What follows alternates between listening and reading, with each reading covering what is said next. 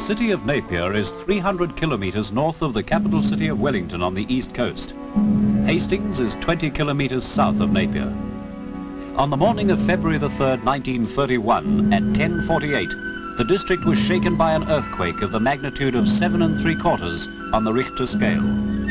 The epicenter being 20 kilometres northwest of Napier.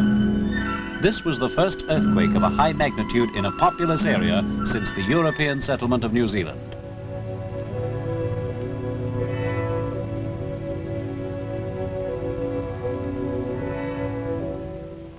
The business area of Napier was badly damaged in the first quake and subsequently by fire. Only about 12 of these buildings didn't have to be demolished. On the right, the lower 2 floors of a hotel, a brick building with some steel beams. Fortunately, the naval sloop HMS Veronica had berthed in Napier 3 hours before the quake, and within 9 minutes radioed details and requirements to the naval base at Auckland. 3.5 hours later, 2 cruisers with doctors, nurses, medical supplies and rescue equipment left Auckland. Bread was baked on the all-night journey to Napier, where the cruisers arrived the next morning.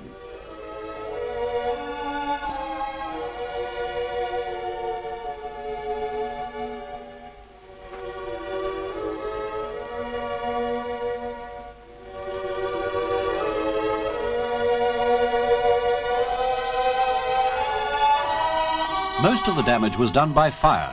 It started in 2 pharmacies with naked gas flames and, of course, much inflammable liquid. At the hospitals, all wards were damaged, and a temporary hospital was established in this park.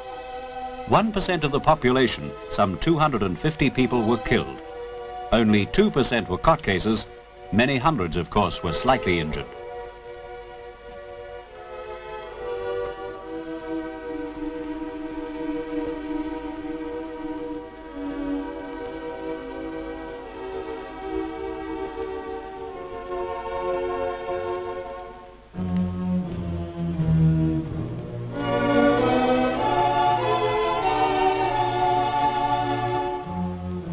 On the following day, 6% of the population were taken away by car, and eventually half of the population, mostly women and children, were taken south.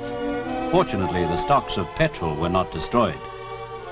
House damage was mostly confined to chimneys, but owing to the large number of subsequent quakes, people preferred not to live indoors.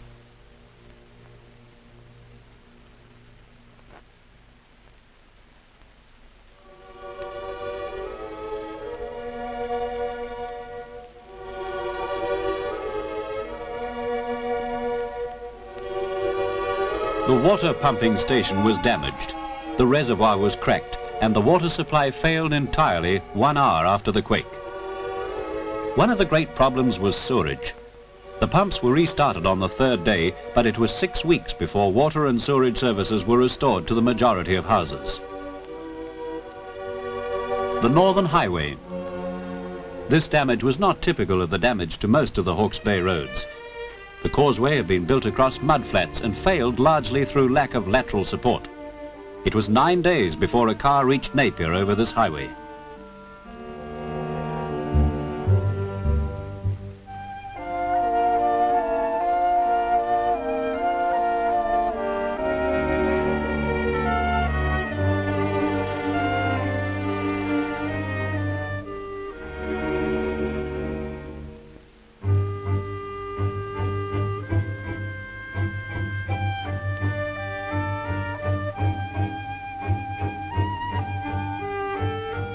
The railway to the north had been in use for only a few years and was restored many weeks later.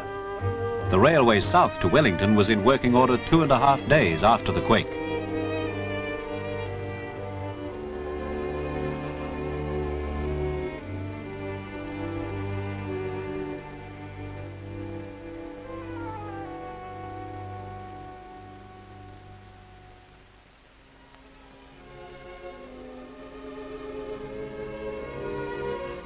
The post office had suffered no structural damage, and when the fire was discovered, it could have been extinguished with 1 bucket of water, had there been one. Telegrams were sent by aeroplane for the first week. In addition to the official radio transmitters, the New Zealand amateur transmitters did sterling work. Lime mortar was used in brickwork instead of cement mortar. For reinforced concrete instead of good clean sand, limestone sand had been used which reacted chemically with the cement. No cases were seen of reinforcing rods pulling through concrete.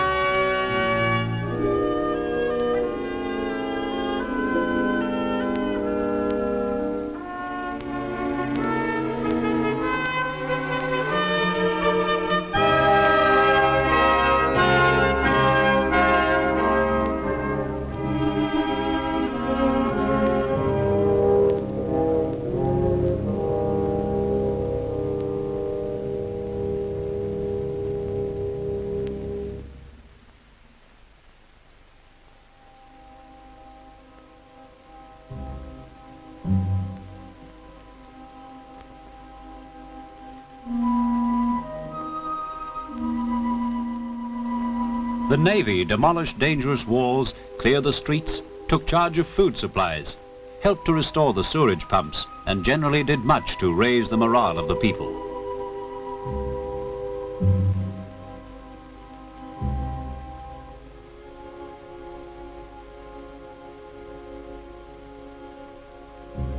Very typical of the damaged buildings was the collapse of the outside walls because they were not adequately tied in.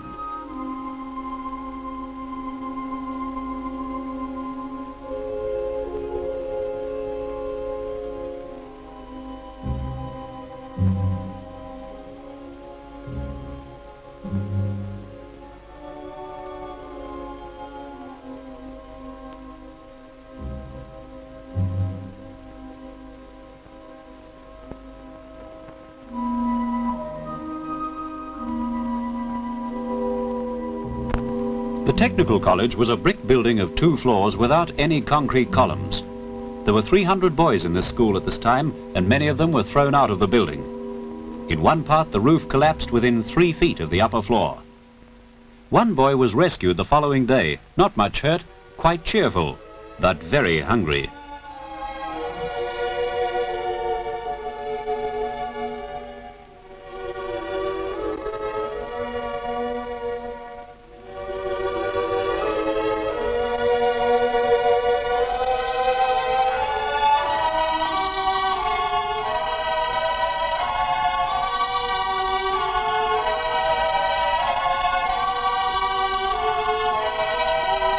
At the Napier Hospital, no patients were injured, although all the wards were damaged. Unfortunately, the nurses' home, a 4-storied brick building, collapsed, and many nurses who'd been on night duty were killed while asleep. In Hastings also, a temporary hospital was established, and on the day of the quake, 66 operations were performed with full facilities.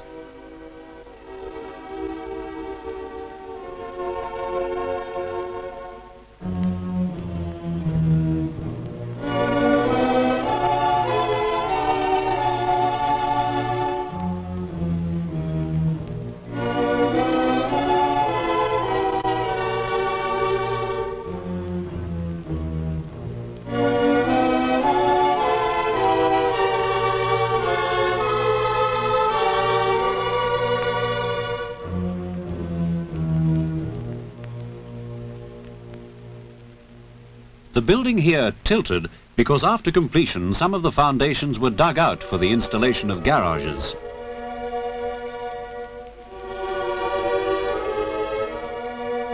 This cliff was of strong limestone, and the sea reached this wall at high tide prior to the quake. Fortunately, no one was on that portion of the highway at the time. The uplift was about 2 meters.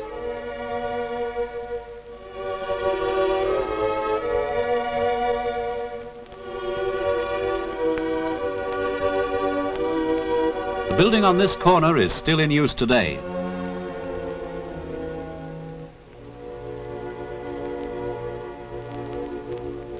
The one of 3 floors further along had to be demolished.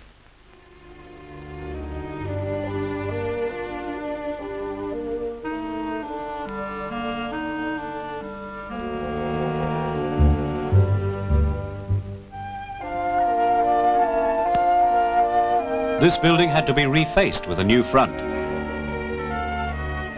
Supply of electricity from the state system was restored 31 hours after the quake at a lower voltage.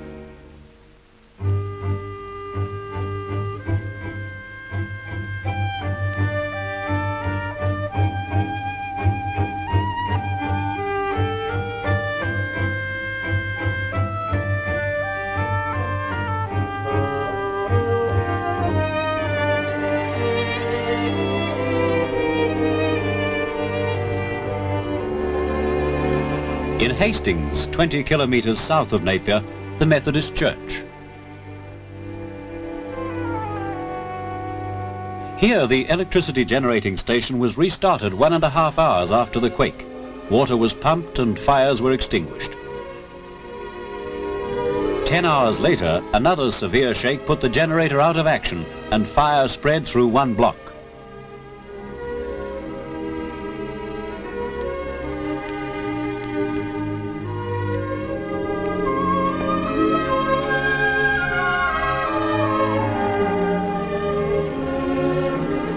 A view of the main business street. 200 premises altogether had to be demolished.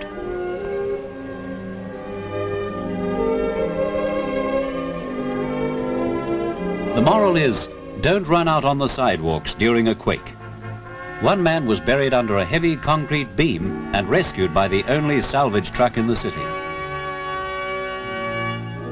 Several well-designed, well-constructed buildings, both in brick and reinforced concrete, not shown in this film, suffered little or no damage.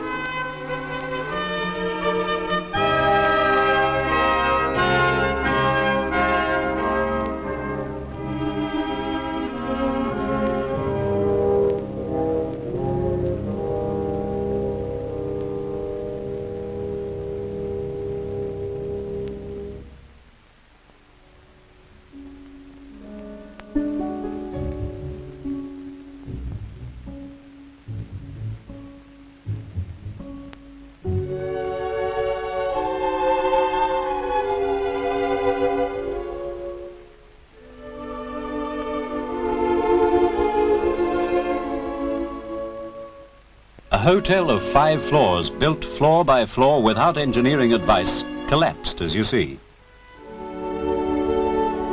At the first shake, the front wall fell out, and in subsequent heavy shakes caught fire. And finally, a heap of rubble. This modern building was damaged by the collapse of the building next to it.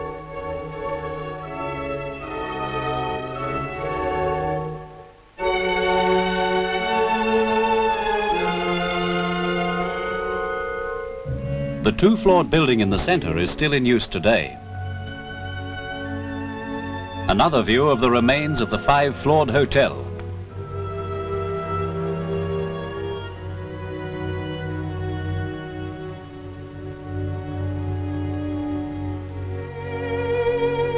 The clock tower of the Hastings post office was 20 meters high. As you see, it dragged much of the building down with it. The heavy bells of the clock were hurled 30 meters out into the street. In the first mail delivery after the quake, the income tax demands were sent out. There was no earthquake building code in force in New Zealand at the time of the disaster. The faith of the people in the district is shown by the 2 new cities which arose from the ruins of the old, constructed to a rigid building code.